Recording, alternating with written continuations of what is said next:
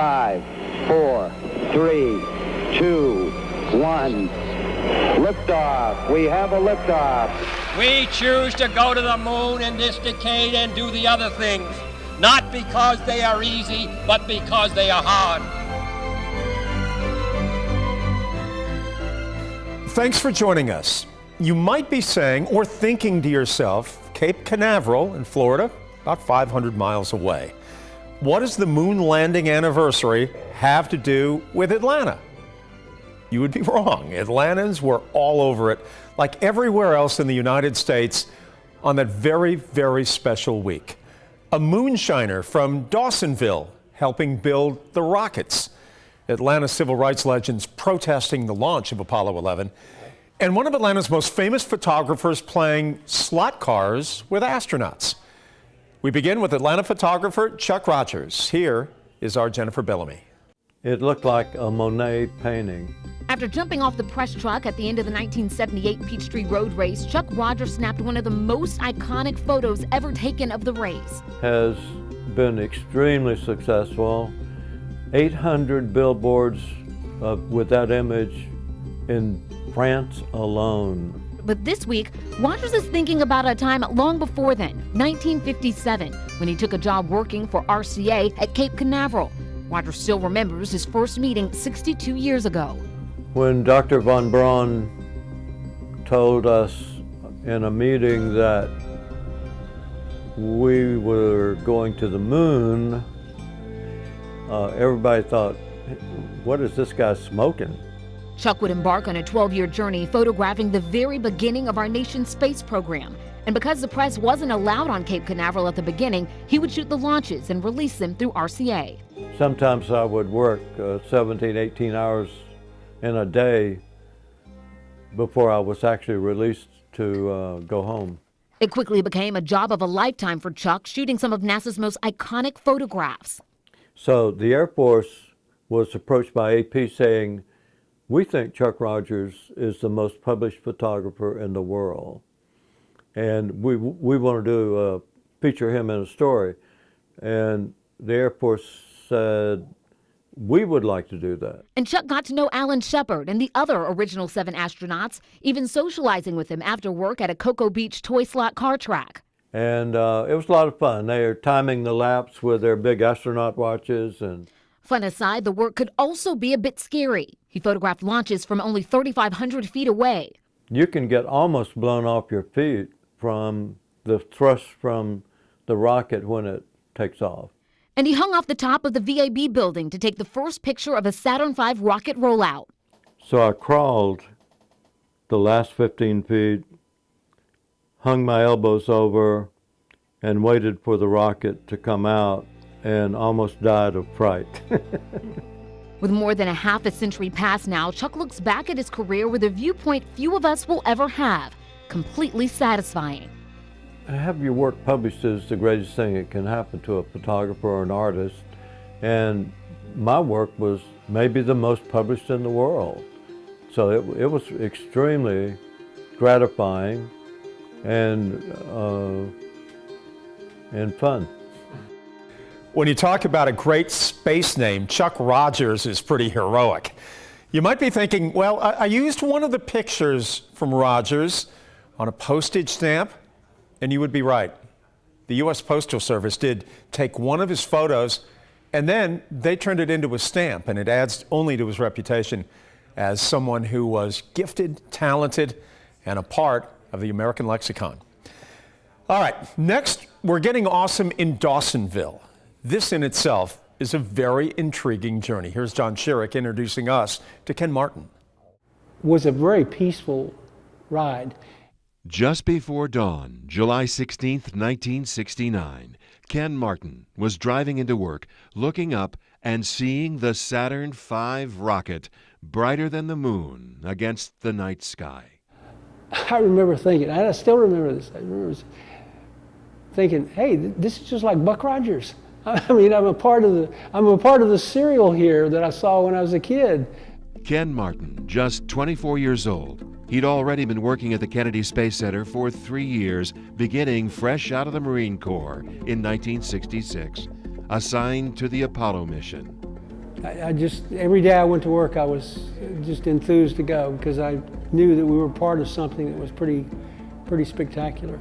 And every day, Ken climbed 16 flights of stairs inside the vehicle assembly building, and then he climbed inside the Saturn V rocket, installing sensors and other measuring devices, the clock always looking over his shoulder.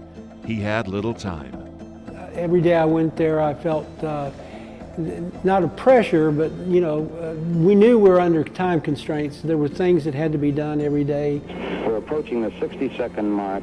But with the stress came one of the greatest job perks ever, a front row seat to history. We were as close as, the only people that were closer to the launch were the underground, there was an underground bunker. Ken was working inside that morning, monitoring the information coming from those sensors in the rocket on the launch pad that he had installed. Power transfer is complete. And when the countdown reached 45 seconds, the cable carrying all the information was disconnected right on schedule, and Ken took off flying to witness the liftoff. We had practiced the run, and we didn't go down the stairs. We jumped from level to level. Seeing the huge flames that came out from underneath that when they lit off the first stage, and hearing it, and feeling it, you could feel it in your stomach. Just in time, sending Ken Martin's life and career into orbit. The exhilaration would soon fall, just as fast as the rocket soared into space. Well, I mean, we got laid off. The goal was to land a man on the moon before the end of the decade. North American Rockwell, which employed Ken, made sure he had plenty of honors and accolades for his work. And then, the letter reading, "Because of a reduction in workload, it is necessary to remove you from your current assignment," dated August 14th, 1969. Ken's dreams now grounded, but he's never been far from rocket fuel. He now works for Dawsonville's Moonshine Distillery and living every day, grateful for the 3 years he did have, playing a small role in one of history's biggest leaps forward. For me, it's been a lifelong thing. I mean, there's not been a time in the last 50 years that I haven't glanced up at the moon and thought, wow, some of the stuff that I worked on made its way up there because of something that I did. So don't feel sorry for Ken. He went on to marry. He also was able to get his college degree, have 5 children, 13 grandchildren, which he says the birth of his children are the greatest moments of his life. All right, let's change gears now. 11 Alive is where Atlanta speaks, and we went to the Varsity in downtown Atlanta to hear your stories and memories of Apollo 11. And a few of these stories you might not believe. What do you have? What do you have? What do you have? I remember sitting up late at night watching the moon landing. It was surreal, and I said this will be something that's very historic, and I might be able to say something to my teacher and get a few extra bonus points because I wasn't doing too well in school, and now I'm a teacher. I remember my apartment and my neighbors, we all went over to watch it, and it was quite a thrill. On the moon landing, I was going to the University of Kentucky. We were out on campus, and everybody stopped and watched it on the television. And we were sitting in our living room watching the event on TV and in awe when it happened. We were in Myrtle Beach on our vacation, and we watched it on TV from our hotel room.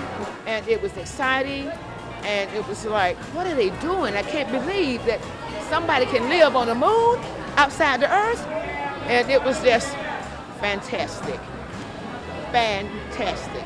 Well, I remember being at Grandmama's house, and everybody was standing in front of the TV, and we were just waiting for for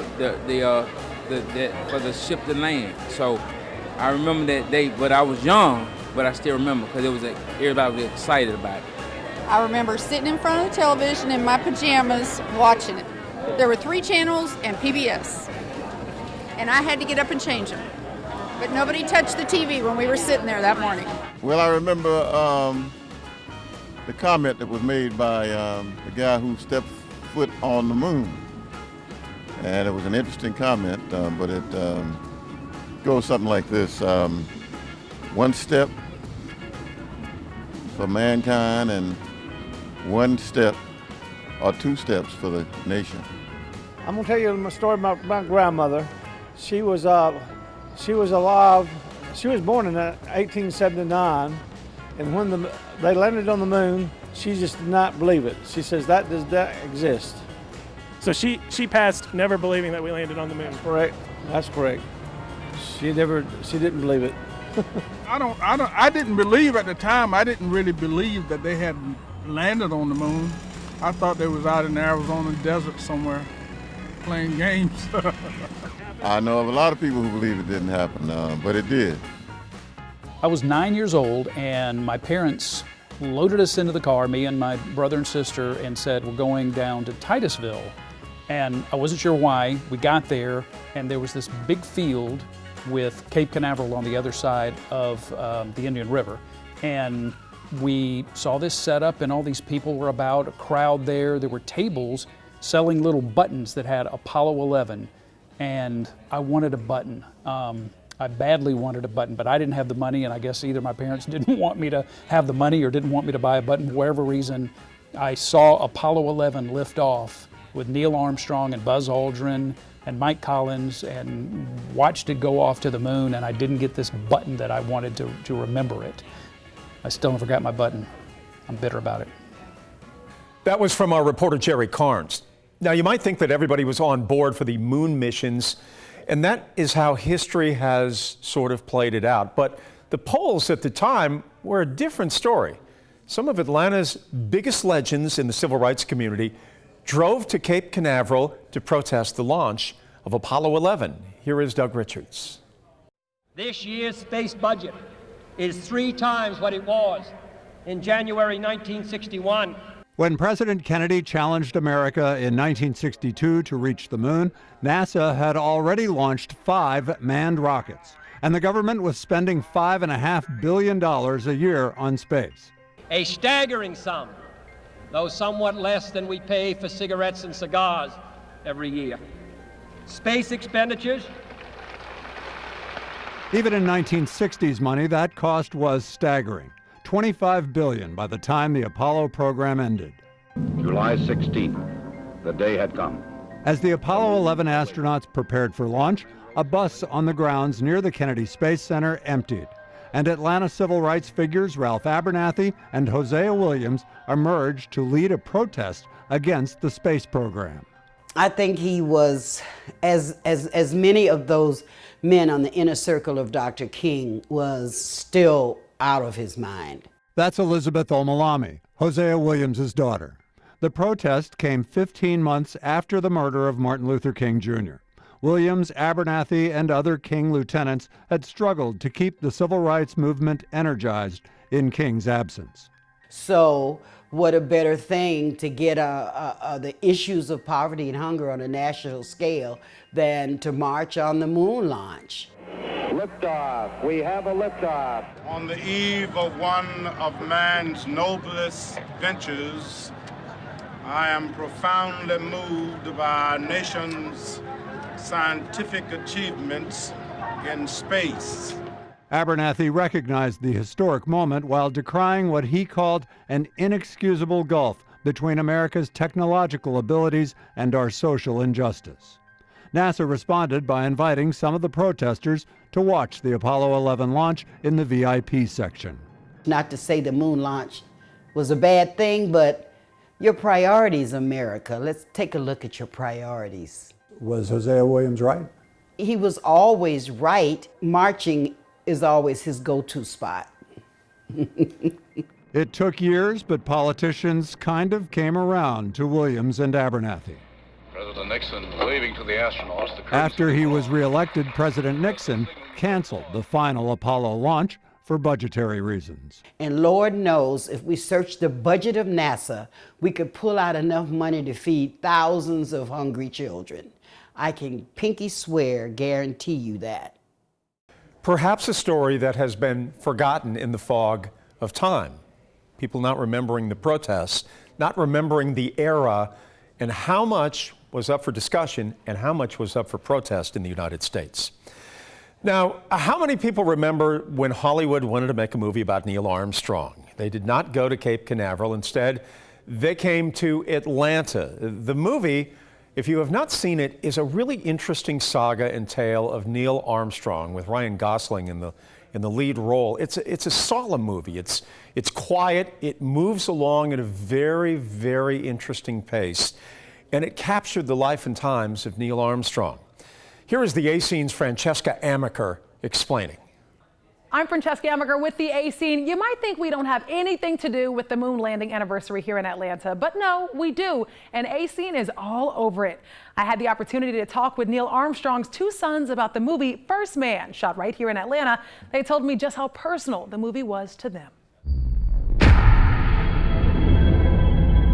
The thing that is most important to him would be the accuracy. And to make this movie feel fresh and new, filmmakers decided to really focus in on Neil Armstrong's life.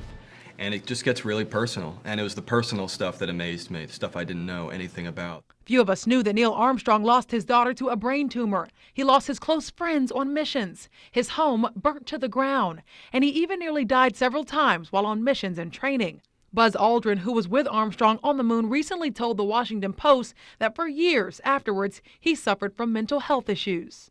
It's an incredible personal family story, actually, at its heart. But through it all, the Armstrongs managed to keep a happy family home for their two sons, Mark and Ricky.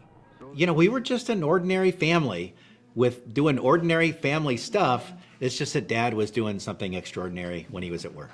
And they really appreciated the deeply personal story about their father's life. And the more that we felt like that accuracy was important in telling the story, what they were trying to tell was one that we could support. And that just made us want to the more we would be involved in trying to help however we could.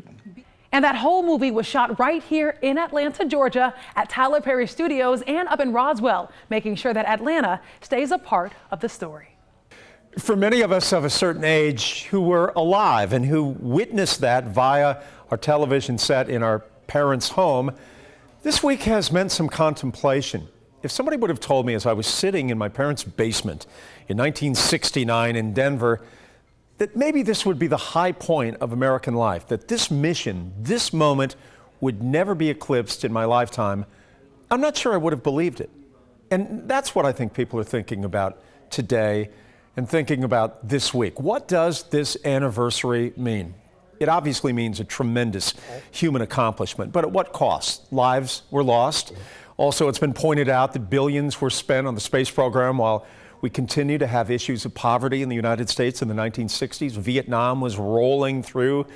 There was also the Cold War with the Soviets at that time. NASA was far less inclusive, and certainly all of American life was that way. There weren't a lot of people of color working for NASA. Women weren't even allowed at Cape Canaveral. So we should celebrate all of the changes, certainly, that we have been able to draw and create over the last couple of generations. Beating the Russians, a big deal. The leaps in technology, certainly we can attribute those to NASA as well. President Kennedy predicted in his speech, "We choose to go to the moon not because it is easy, but because it is hard." Maybe the hardest thing the United States has ever done. What a moment, an unforgettable moment, and let's hope the horizons are just as expansive down the road and in the air. I'm Jeff Hullinger. Thanks for joining us.